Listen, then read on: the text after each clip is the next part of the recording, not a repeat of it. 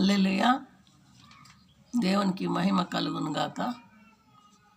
మరి ఈ దినమున మీకు ఒక చిన్న మాటలు పంచాలని అనుకుంటున్నాను. అది కూడా పరిశుద్ధాత్మ ద్వారానే. మరి ఈరోజు నేను మందిరానికి వెళ్ళలే. కొంచెం నా మోకాలు ప్రాబ్లం అయింది కాబట్టి మందిరానికి అయితే వెళ్ళలేదు. కానీ దేవుని కృపను బట్టి కొంతమంది ఒక 5 పిల్లలను దేవుడు పంపించాడు. దేవునికే మహిమ కలుగుగాక.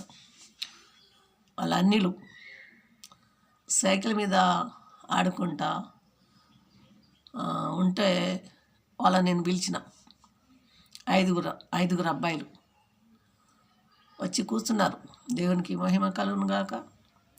రమ్మనగానే వచ్చారు 5.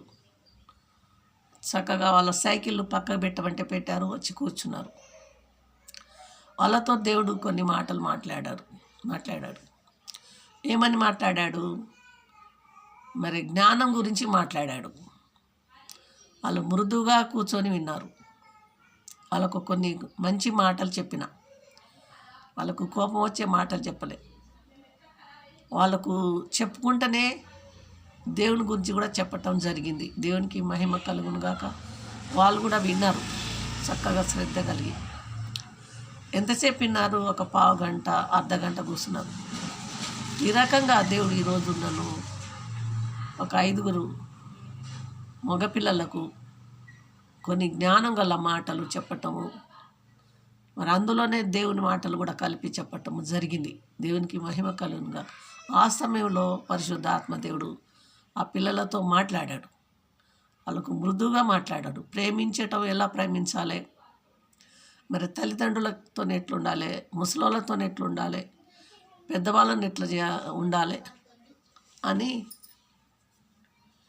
అని మాట్లాడటం జరిగింది. వాళ్ళు చక్కగా విన్నారు. వాళ్ళు పెద్దగా అయినాక ఏమేమి చదువుకుంటారో అది కూడా చెప్పారు. అలా చదివి చెప్పినాక దేవుడు ఒక్కడే, దేవుళ్ళు కారు, దేవుడు ఒక్కడే, ఆ దేవుడే మనందరినీ పుట్టించినాడని చెప్పటం జరిగింది. వాళ్ళు కూడా మంచిగా విన్నారండి. చిన్నపిల్లలను బాల్యం నుండే వారిని నేర్పించమని వాక్యం సెలవిస్తుంది. మొదట ప్రియ బిడ్డలందరికీ నేను చెప్పేది ఒకటే, మన పిల్లలు ఫస్ట్ మన కాడ నేర్చుకోవాలి. ఎప్పటి నుంచి నేర్చుకుంటారు? 6వ నెల పడగానే వాళ్ళు వినటం, చూడటం, గ్రహించటం చేస్తారు. ఎప్పటి నుంచి? పిల్లలకు 6వ నెల పడగానే వాళ్ళు చూస్తారు, నవ్వుతారు, మనుషులను చూసి నవ్వుతారు. మనం ఏదైనా చేస్తే వాళ్ళు శ్రద్ధగా వింటారు, నవ్వుతారు. అదే వాళ్ళ మాట. కాబట్టి పిల్లలకి తల్లిదండ్రులారా మీకు దండం పెట్టి చెప్తున్నాను, బాల్యం నుండే పిల్లలకు నేర్పండి. ఫస్ట్ మీరు నేర్పండి. మీరు నేర్పిస్తే వాళ్ళు తప్పిపోరు అన్నమాట. పెద్దగా అయినాక ఆ త్రోవ నుండి తప్పిపోరు. దేవునికి మహిమ కలుగును గాక. ఎక్కడున్నది? బైబిల్లో ఉన్నది, సామెతల గ్రంథంలో ఉన్నది. వింటురండి.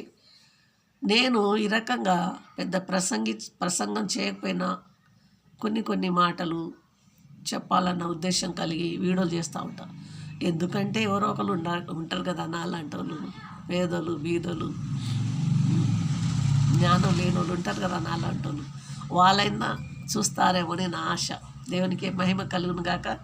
ఇక్కడ సామెతల గ్రంథంలో ఒక మాట ఉందండి. ఇదొక్కటి చెప్పి నేను ముగిస్తాను.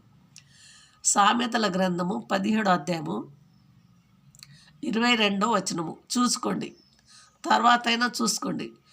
బాగా మీరు సామెతలు బాగా చదవండి. ఇంట్లో జ్ఞానం గురించి ఉంది. మనకు ఉపయోగపడుతుంది, మన పిల్లలకు కూడా ఉపయోగపడుతుంది. దేవుని నామానికి మహిమ కలుగును గాక. ఏమంటున్నాడు? 17వ అధ్యాయము 22వ వచనంలో, సంతోషం గల మనసు ఆరోగ్య కారణము. ఏ మనసు అంట? సంతోషము గల మనసు ఆరోగ్య కారణము. నలిగిన మనసు ఎముకలను ఎండిపోజేయును. ఇక్కడ ఒక విషయం చెప్తానండి. పెద్దగా ప్రసంగం చేయాల్సిన అవసరం లేదు. ఒక్కొక్క అక్షరంలోనే లోతైన మర్మాలు ఉంటాయి. బాగా వినండి. మరి ఇక్కడ ఈ 2 మాటలోనే మనకి అర్థమైపోతుంది. సంతోషకరమైన మనసు. ఏ మనసు? సంతోషకరమైన మనసు. ఏం కలగజేస్తుందంట? ఆరోగ్యానికి ఇస్తుందట. ఆరోగ్యానికి కారణమంట. దేవునికి మహిమ కలుగును గాక. దేవునికి మహిమ కలుగును గాక. మరి ఇంకో విషయం కూడా చెప్పిండు ఇక్కడ.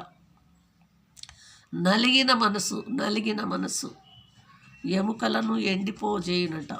ఎండిపోజేయును. నలిగిన మనసు ఎముకలను ఎండిపోజేస్తుందట. సంతోషకరమైన మనసు మనకు మంచి ఆరోగ్యం ఇస్తుందని సామెతల గ్రంథంలో సొలొమోను రాజు చెప్తున్నారు.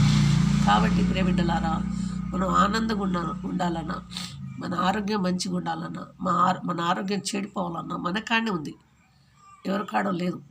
వింటున్నాండి. ఈ సామెతల గ్రంథం అంత చదవండి, ఎంత బాగుంటుందో. మన దగ్గరే ఉంది, ఎక్కడో లేదు.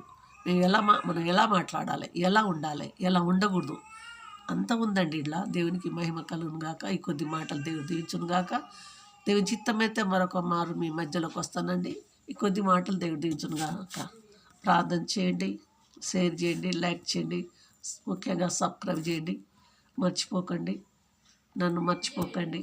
సబ్స్క్రైబ్ చేయండి. ఉంటానండి. మీకోసం నేను ప్రార్థన చేస్తాను. ఆమేన్.